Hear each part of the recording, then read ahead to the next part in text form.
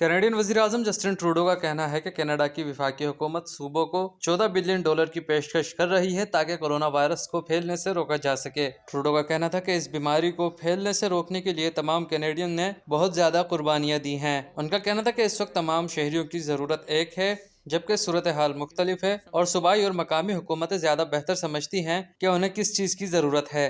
The federal government is ready to contribute $14 billion more for the things that all Canadians need. As you go back to work, we want to make sure you are protected wherever you are. Here's what the Premiers and I will work on for a safe restart agreement, which would cover the next critical 6 to 8 months. Justin Trudeau ने ऐलान किया कि माजूर Canadian शहरियों को एक मरतबा $600 अदा किए जाएंगे। उन्होंने बताया कि डिसेबिलिटी टैक्स क्रेडिट के अहल तमाम अफराद को ये इमदाद दी जाएगी। Today, I can announce that we are introducing a one-time non-taxable payment of up to $600 for Canadians with disabilities.